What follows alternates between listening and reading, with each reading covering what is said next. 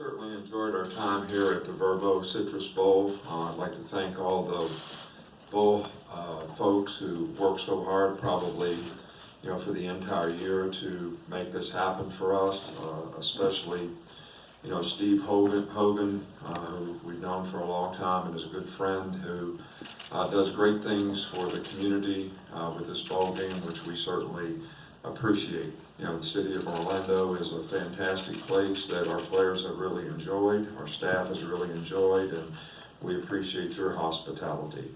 It's a great opportunity for our team to play an iconic traditional program like the University of Michigan. Coach Harbaugh and his staff have done an outstanding job with their team and had a great season, and certainly going to be a challenge for our team to be able to compete, against them. We have a lot of respect for what they've been able to accomplish. They certainly played, I think, some of their best football toward the end of the season. So, our team has practiced and had a good attitude about the opportunity that we have here, and I've been pleased with the way a lot of our young players have had the opportunity to improve.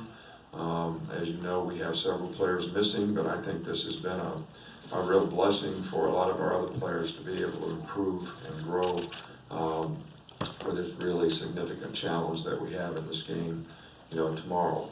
I'd like to also thank our fans and our coaches and all the staff that we have at the University of Michigan who work so hard year-round to create an opportunity for our players to have a better chance to be successful in life, whether it's in personal development, academic support, or as football players. So again, thank you for your hospitality, and we appreciate the opportunity. Coach Harbaugh.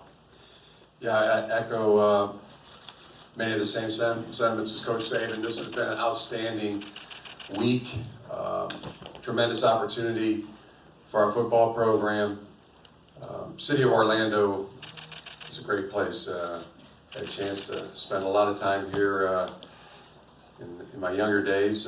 Even lived in Orlando for a few years. But just the amount of activities, the things that our players and our staff and our wives of our coaches, kids,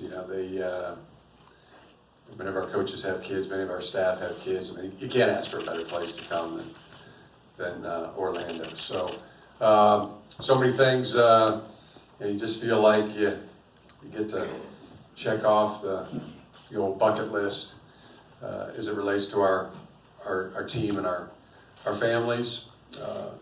And then, when this game was arranged, there was just a lot of excitement to play an iconic program like Alabama. Coach Saban, his staff have really set the bar. Lead program, great football team, and it's a big challenge for us, but a great opportunity for our season, for this 2019 season. And I feel good now that the game's getting close to kickoff. There's been a lot of preparation has gone into this game. Our team's been hard at it. Great facilities to practice here over at West Orange High School. We've really appreciated that. We've appreciated Steve Hogan and what he's done for this game. It's a first class game, and we're proud to be a part of it. I want to thank our staff, our coaches, coaches' wives, coaches' families, who put a lot of work into this season and to get our football team to where it's at right now, and also our strength staff. So many good things that they've taught our players, our academic support staff, our trainers, our PR, Dave Abloff, equipment manager Gary Hazlett's done an amazing job. Everything is flowed very well coming into this game, and everything that everybody has taught and learned our players. It's been a fabulous experience to be here, and now we're ready to play the game. We're fired up to play. We're ready to go, and kickoff approaches, and tremendous opportunity for our team. All right, we'll open it up for questions. We'll start here on the second row, right?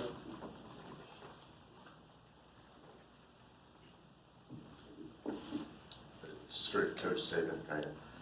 Dylan Moses announced that he's going to come back next year. Just what advice did you give to him in that decision-making process, and what does that mean for your defense next year? Well, I think that, we try to give the facts and the reality of every player's situation relative to the decision that they can make for them and their family. In Dylan's case, it was because of his injury. How was that going to affect his draft status? He didn't play all year long this year. So, he can create value by coming back, and we certainly have to, as an institution and an organization, make him feel comfortable relative to how we insure him and what he can do, so that hopefully this, he's not going to have these kind of problems in the future, and he'll be able to improve his draft status. And I think that the big thing with Dylan was he wanted to be a part of the team. He wanted to be a leader of the team. He wanted to come back and play well for Alabama. And that was probably the deciding factor for him. And obviously he's a great player, he's a good person and a good leader, and he can make a significant impact on making us better next year. Cool. Across the aisle on the left.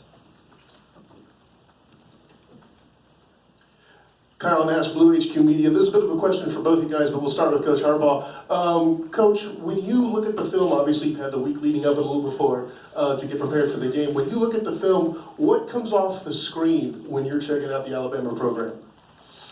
A lot of really good things. Offensively, and I'll let Coach Saban talk about his own team, but he's got a lot of great things to talk about schematically and players. Offense that is built for speed and attacks every part of the field in the passing game, in the running game. Physical football team, and defensively, really the same thing. It's a very attacking, multiple in coverages, and the special teams is really dangerous, especially in the return game. The punt return, the kickoff return, and all facets. Everything's tight. Everything is battened down, and there are no weaknesses. Coach Saban, same to you, but for Michigan, what comes off the screen when you're checking out the film? Well, I think the first thing that comes off the screen to me is they're a very well-coached team in every phase of the game. Their players play really, really hard. They play with tremendous toughness. They've got great intangibles in terms of, their discipline, their accountability to do their job, how they play together as a group.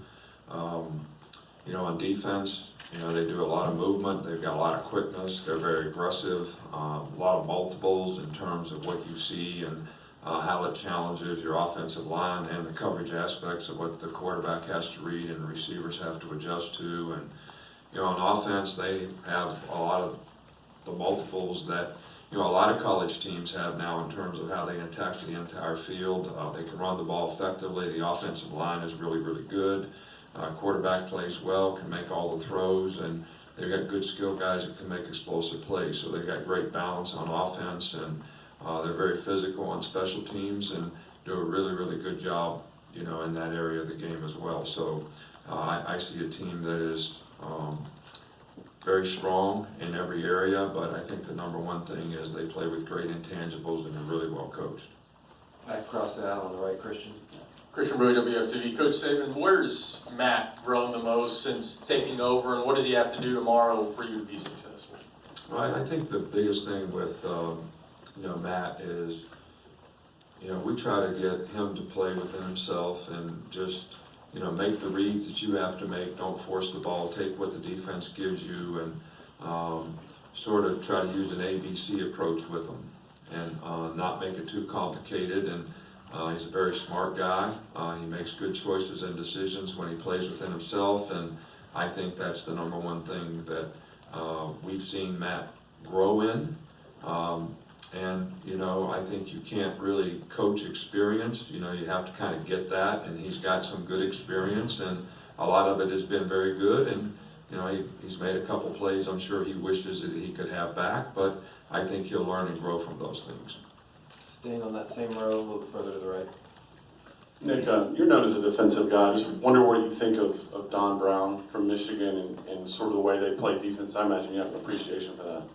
Oh yeah, they're very, very good and very challenging with the scheme that they have, and I think the quickness and how aggressive they are and how they utilize their quickness on defense by stunting, gaming, changing up the coverage multiples is very, very challenging. So a little different than maybe anybody that we've seen, this year, but very, very effective. Going over to the left middle. Coach Saban, Kerry Clark, BamaCentral.com. You mentioned last night and today as well that some young players have caught your eye during bowl practices. Could you share with us a couple of those names, please? Well, me, I don't like to, point people out and things like this, so I just think in general, some of our players that have played and gained experience throughout the year, I think this practice has been good from them understanding concepts better. I think sometimes what young players do is, they try to memorize what they're supposed to do. They don't really understand the big picture very well, and I think it's very encouraging to their improvement when they do understand the big picture and the concepts, so they understand how their accountability to do their job is very significant in the success of offense, defense, or whatever position they're playing. So this has been really good for a lot of our young players. Far left up against the river. AP Stidham, WHEP, AM and FM, Foley, Alabama. Good morning, coaches. Coach Harbaugh, how has Shea Patterson developed since he arrived in Ann Arbor? And Coach Saban, what's been the change since the last time you faced off against him? Well, Shea's been tremendous. He's a great player, great competitor, and been a tremendous teammate.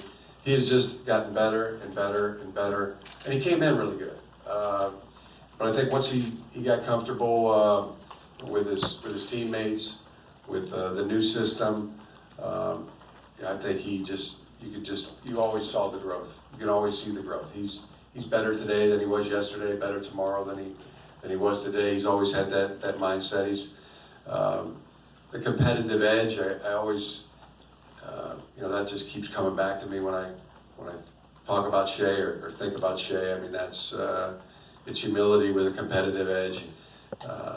As Coach Saban said, Shea can make all the throws, and his accuracy has just gotten better and better. His understanding is at a very high level, and then he can run. He can get out of the pocket. He can create plays. He can create space, and he's effective both as a runner and a thrower. Back over on the right, third row. Am I supposed to comment? Sorry, on that? Coach. Yeah, we've known Shea since he was a freshman in high school. I think he's one of those guys that came up with a great reputation and was very effective in high school in Louisiana and Shreveport. And I thought he played well when he played at Ole Miss, and I think he's got nothing but better as he's played at Michigan. But I think he can make all the throws. He's very athletic. He can pull the ball and make you respect him on all the zone reads. But he can also extend plays and has made a lot of plays this year by extending plays, scrambling, because he is athletic and a good player. And I just see a growth in the guy from a maturity and experience standpoint. And I think he's playing the system now where he's very well coached and he's done a really good job for his team. I apologize for jumping the gun. We'll go over here now. Alex Bynum, Montgomery Advertiser. Nick, you said last night on the radio show when the NFL teams you spoke to, only one of your players had a top 15 grade. Were you surprised by that? Do you feel there's a concerted effort among the juniors to maybe come back and finish the deal? Look, we have, I think, 9 guys that are juniors that got evaluated by the junior committee. And look, our job is to give them the correct information so that they can make good decisions based on the reality of their status. And, we gave them that information. Some guys have first round grades. I'm not going to tell you they don't. And everybody's got to make a decision about what's best for their future, and we feel like our job is to make sure that we give them the correct information, because there's a lot of misinformation, out there, whether it's mock drafts or who is the evaluator. And what we try to do is make sure we get the information from the actual people who draft. I know there's a lot of media guys out there, and even you, but I'm not sure you draft anybody. Do you have a pick, when the draft comes? So we try to get the information from the people who will actually pick the players, which is sometimes not congruent with what you all think. No disrespect to your ability to evaluate. We'll stay on that same row on the right. James Ogletree, the Crimson White. To both coaches, how would you evaluate the play and the improvement of your offensive lines throughout this season? And what will it take in this game? What were the keys for them going against the opposing defensive front? Yeah, our offensive line has been a real shining light for our team. Ed Warner's done a tremendous job coaching the line. It's a veteran line. John Runyon, Ben Bredesen, Cesar Rees, Michael Wainu have played a lot of football, and Jalen Mayfield, a redshirt freshman, has stepped in at right tackle and done a fabulous job. Our tight ends also very much involved in the running game and the pass game. But the protection's been good. It's going to really need to be this week. I mean, as you pointed out, a defensive line that stunts, moves, physically can set the edge, and physical linebacker play. And our guys are excited about that. They're it's a challenge to them. It's an opportunity to show that they're good at football too. But that's two opposing wills colliding, I've told our guys, have at it. This is it's a big challenge, big staff. We definitely have tremendous respect for our opponent in this game, but take your best shot. We'll go over the far left. Austin Meek with The Athletic. For both coaches, you both have been around the game a long time, and I'm sure have followed each other's careers to some degree. If you had an opportunity to sit down for an hour and talk football, I'm curious if there's something that you would ask the other coach, or some aspect of the other coach's philosophy or career that you find interesting.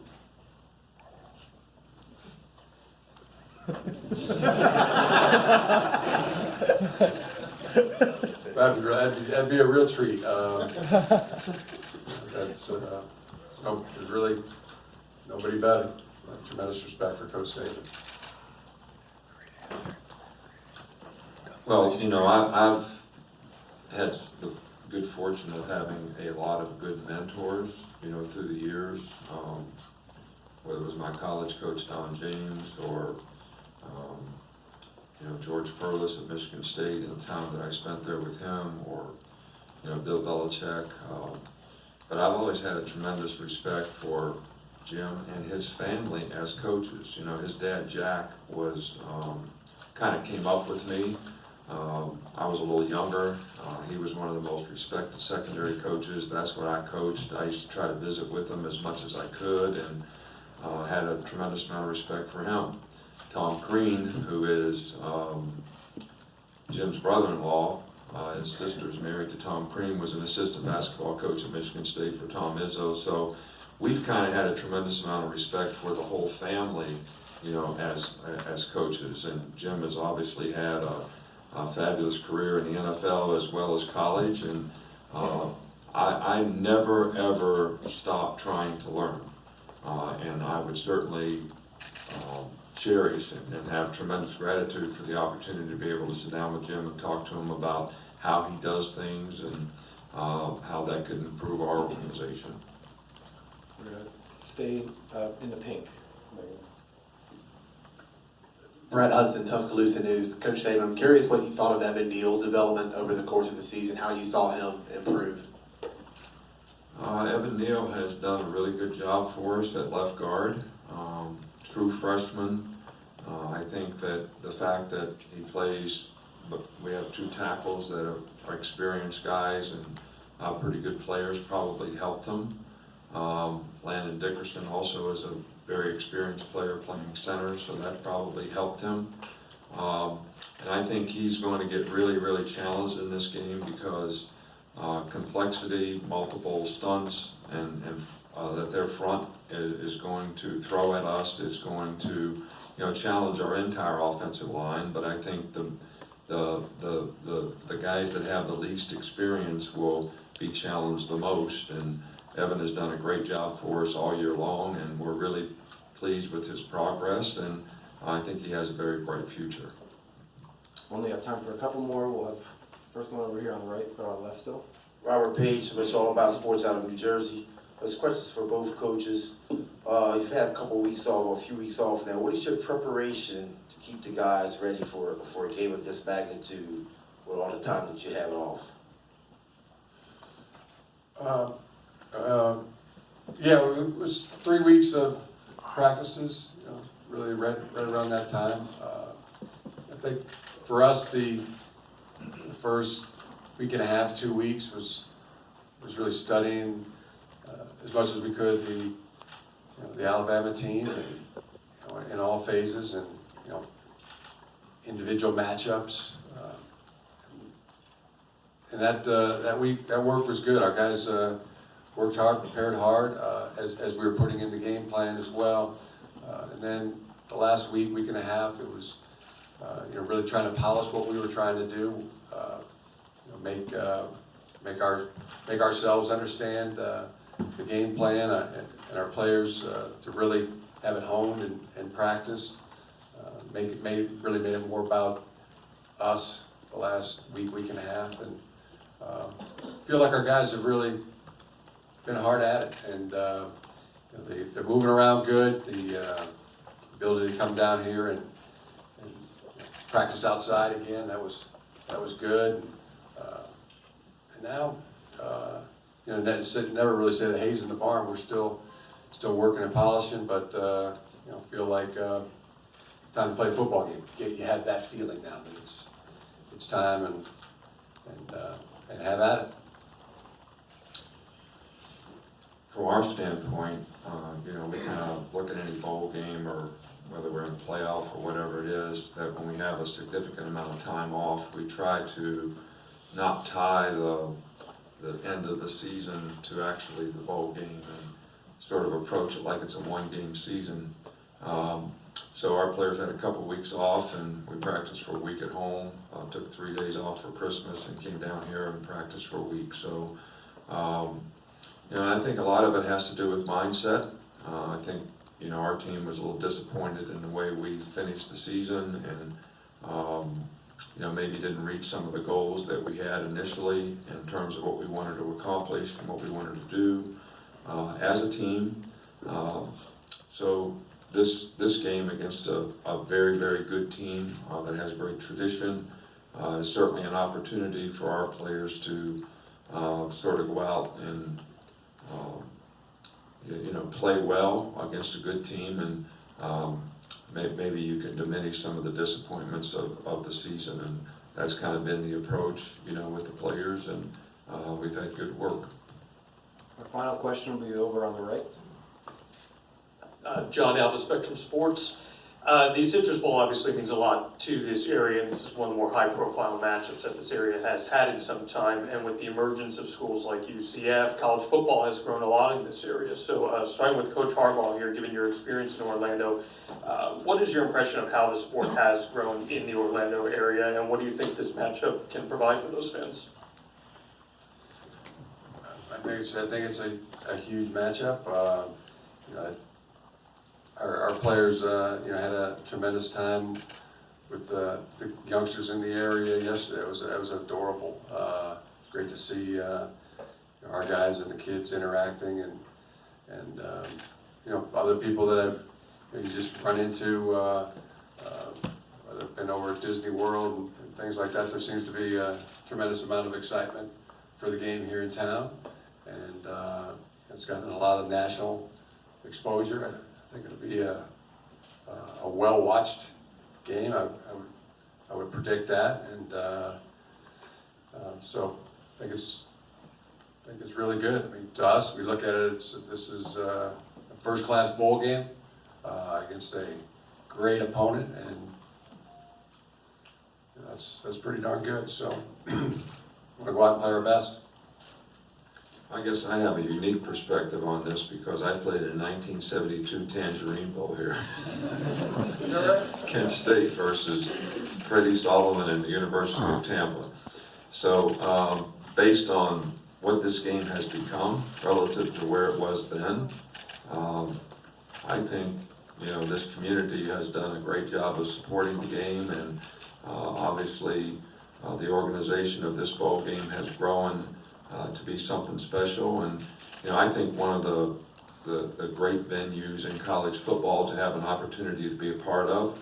I think Orlando itself has grown, with the bowl game, and the Citrus Bowl folks have certainly taken advantage of that. So I know that we were excited about having the opportunity to come here and play because we were here in, I think, 2010 and had a great experience, and I've actually experienced and seen growth even since then in terms of what this game does, and I think what they do for the community is really significant for the community as well. Gentlemen, thank you for your time. Good luck tomorrow.